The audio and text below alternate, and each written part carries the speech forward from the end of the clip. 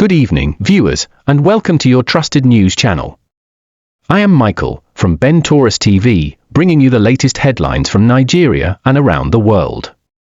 Coming up, the Senate orders an investigation into the Rivers State oil spill. House of Representatives proposes the creation of 31 new states. The Nigerian Customs Service records a massive revenue boost. NDDC commences 50,000 Nigerian Nairas monthly payments to Niger Delta youths. Gunmen abduct a student in Delta State. South Korea blocks access to Chinese AI startup DeepSeek. The US sanctions a network accused of delivering Iranian oil to China. A tragic plane crash in the Philippines claims for lives. Real Madrid legend Marcelo announces his retirement. Stay with us as we bring you the details. National news. Senate orders probe into oil spill and fire outbreak in rivers. The Senate has launched an urgent investigation into the recent oil spill and fire outbreak at Manifold Well 8 in Rivers State. Senator Harry Benigo raised the motion, highlighting environmental and humanitarian concerns. The National Oil Spill Detection and Response Agency, NOSDRA, has been directed to investigate the situation and submit a report within 4 weeks. Additionally, the Nigerian National Petroleum Company Limited, NNPCOML 18 Limited, must send emergency response teams to assess and mitigate the damage. The Senate also mandated its committees on environment and petroleum resources to evaluate oil operators' compliance with environmental laws and recommend appropriate measures, including a possible shutdown of the affected well. House of Representatives proposes 31 new states. A bold move to reshape Nigeria's political structure is underway, as the House of Representatives Committee on the 1999 Constitution Review has proposed the creation of 31 additional states. If approved, Nigeria's current 36 states will increase to 67. The proposed states span across all geopolitical zones, with major recommendations including Okan, Savannah, Adada, Lagoon, and Warri states. However, the process remains rigorous, requiring approval from the National Assembly, state assemblies, and local government councils. Proponents argue that state creation will foster development and better governance, but critics warn of the economic implications. Ogun Customs generates 4 billion Nigerian Nairas revenue in January. The Ogun 2 Area Command of the Nigeria Customs Service recorded a significant revenue increase, generating 4.03 billion Nigerian Nairas in January 2025.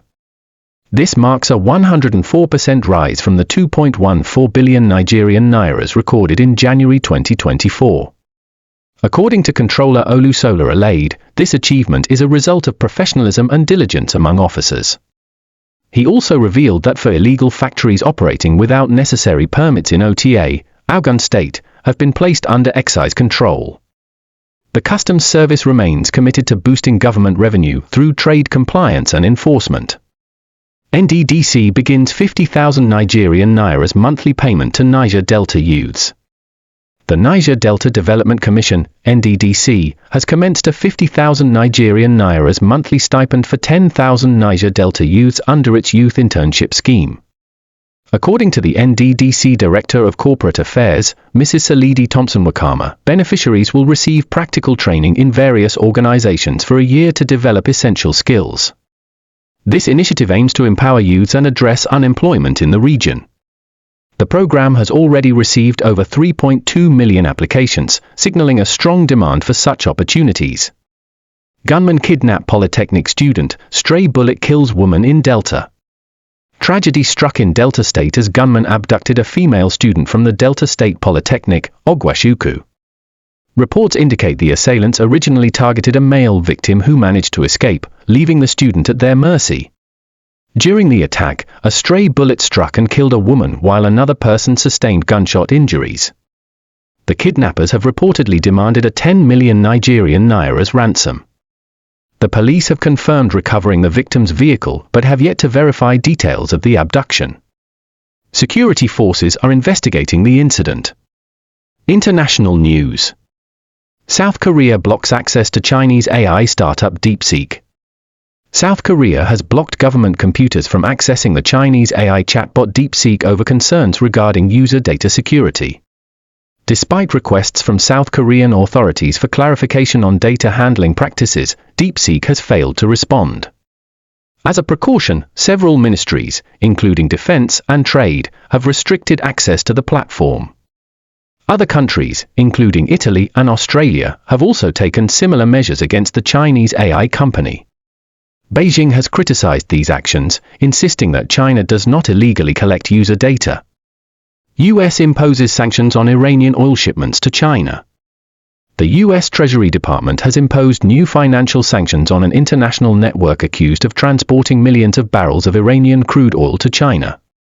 According to the Treasury, the proceeds from these shipments allegedly fund Iran's nuclear program, ballistic missile development, and regional militant groups. This marks the first round of sanctions under the new Trump administration, reinforcing Washington's maximum pressure policy on Iran.